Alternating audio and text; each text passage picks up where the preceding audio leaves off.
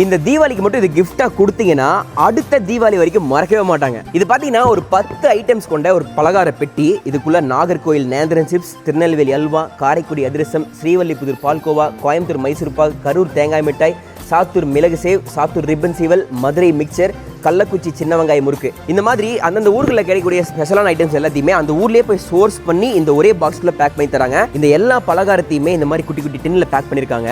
இதுல இருக்க பலகாரத்தோட ஹிஸ்டரியும் பார்த்தீங்கன்னா இந்த கார்டில் போட்டிருக்காங்க.